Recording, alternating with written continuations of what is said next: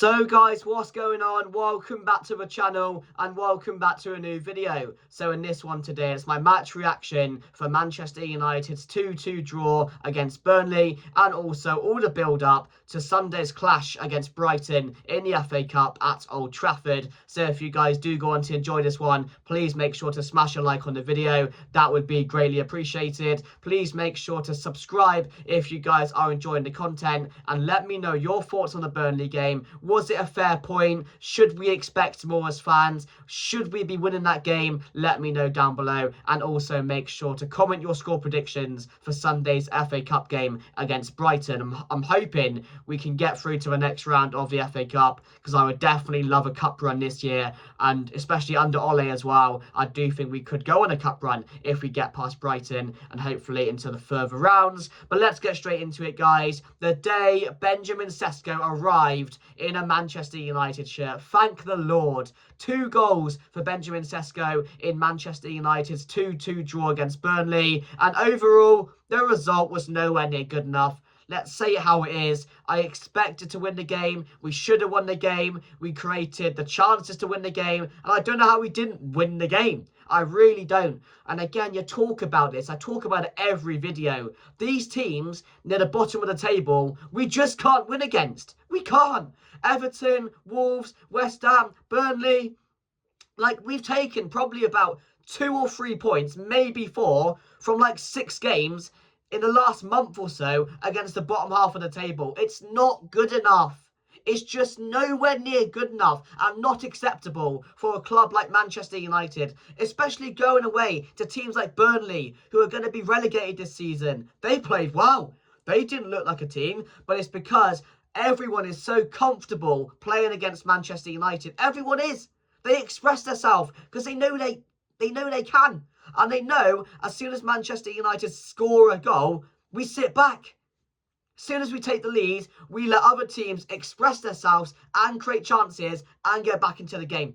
It's not good enough. It's the same problems every game. Fail to create the chances, and then when we do take the lead, we sit back. It's like it's in their DNA. It's like all of a sudden, oh shit lads, we're 2-1 up. Let's stop attacking. No, go for the 3rd goal.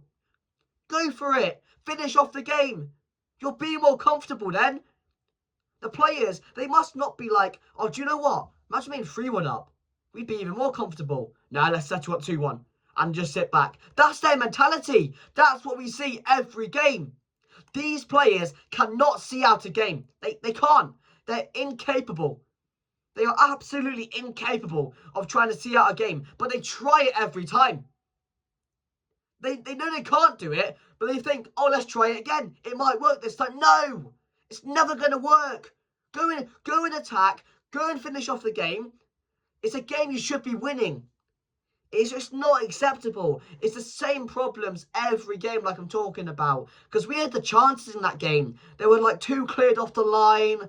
Bruno had a really good chance. Shea Lacey came on and had a really good chance. Sesko should have scored a hat-trick. He got 2 goals, and they were very good goals as well. The first one is what you want your number 9 to do. Take it in his stride, put it in the bottom corner with some fierceness. That's what he did. Great finish to get us back into the game. And then the second one, we actually started crossing it to his head, which again, I'm so thankful for because we never used to do it. We started giving him service, had a few headers on target. The ball comes in, it's Dallo or Dorgu. I don't know which one it was, I can't quite remember. Crosses in a fantastic ball, and Sesko just lets it glide off his foot, places it into the bottom right corner, and Manchester United go 2-1 up. 2 open play goals, 2 well-taken goals, and again, I think those goals have been coming. We've been seeing some good signs from Sesko. His hold-up play has been brilliant. You know, his runs have been brilliant. He's been quite unlucky in a way to not have scored yet. He's had a lot of shots on target, but to get 2 like that will do wonders for his confidence. So I was very happy with him because it looked like he was the only one that was going to score goals, that was going to get us back into the game. And I know we didn't lose the game, but again, a draw is just not good enough. But the only positive you can think of is Bruno's back, Mount's back, which again, major positives. Kobbie Mainoo's back. It's not the first best game for Darren Fletcher, but again, it could have been a lot better.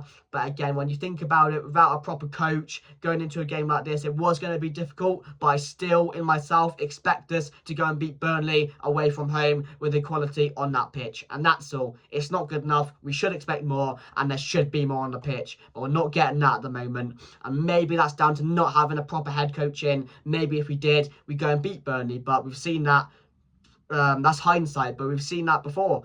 Many times this season, we go away to these teams and we fail to get a result. And when we go away to teams that are playing well and top teams, we somehow find a way to get it into ourselves to say, do you know what? We'll put in our best game today. And we always get a result. I don't get it. I really don't get it. Maybe they just expect it's going to be an easy game. Maybe they need to humble themselves and think, do you know what? These games at the bottom of the table, they're going to be our most difficult games, as they usually are.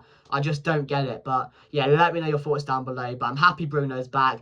Very happy for Sesko. Really delighted for him. And also defensively, I mean, Heaven's own goal was unlucky. It's a bit of inexperience, but I'm not going to blame him too much for that because Dalot and Casemiro decided to just stop running and let their player through, and that's when it happened. So there's a lot of things you can look at for their goal.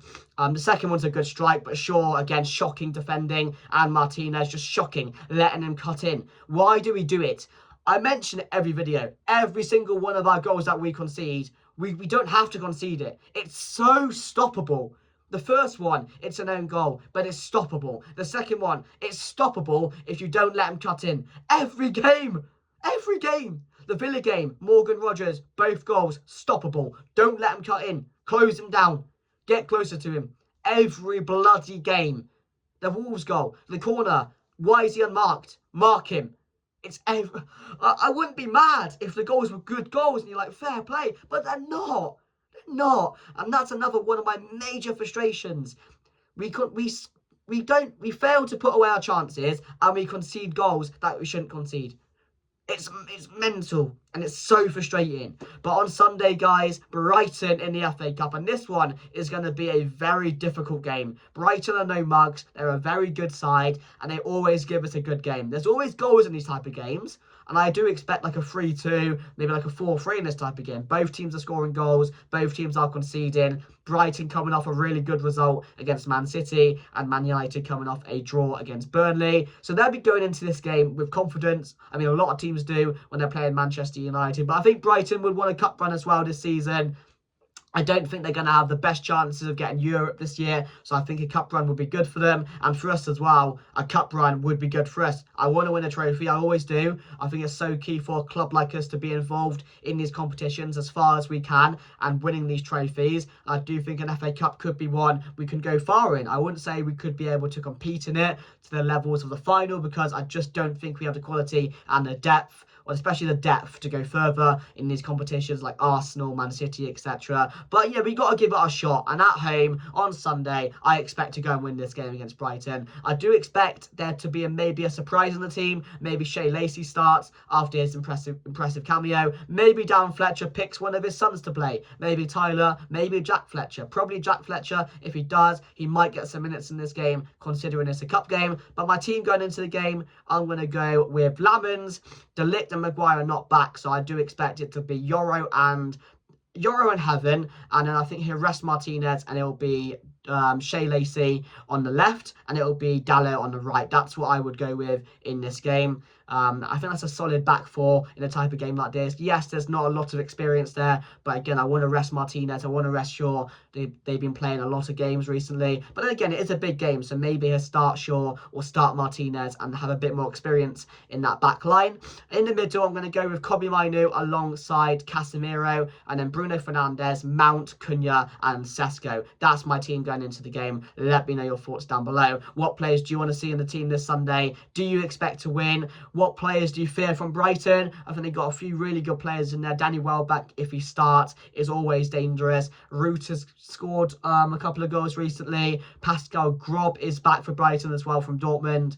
And Defensively, they're quite tall, they're quite physical, so, I mean, the likes of Seska is going to have a really good battle with the likes of Van Hacker and Dunk if he does start. I mean, I think he will start as nobody else. You could say Xerxes maybe starts this game instead of, like, Mount or Cunha. Maybe Cunha gets rested and he comes on off the bench. Maybe Xerxes does start, but again, it's not a game where I think you can rest too many players because it is against Brighton, but I do think you can definitely add a few players in there or one or two surprises in the side. So that's my team going into the game. Like I said, Brighton are going to be up for this one. They're going to want a cup run. They're going to come to Old Trafford. They're going to express themselves. They're going to come and play, and Manchester United have to be up for the game. But like I said, there were some positives to be had from the Burnley game. I thought the way we played in the second half was really, really good. You can see there's a clear striker. There's a clear number 10 in behind, which again we have been asking for. And again, it is going to be another full-back formation like we saw against Burnley. So I do expect a lot of attacking football, especially at Old Trafford. I think in a game like this, Darren Fletcher will just put it all out there. He'll say to the players, go and attack, go and put on a show. And that's how I would do it as well, because that's what we want to see. We want to see exciting football, and hopefully we can do it. My score prediction, I'm going to say Manchester United to win this game by 3-2. I'm going for goals in this one. I think it's set up for goals. Both teams attack. Both teams are going to concede goals, or do concede goals. So, yeah, it's going to be an exciting game. I'm looking forward to it, guys. But make sure to smash a like on the video. That would be greatly appreciated. Please make sure to comment, share, and subscribe. Let me know your score predictions down below. Thank you very much for watching, and I'll see you guys later. Goodbye.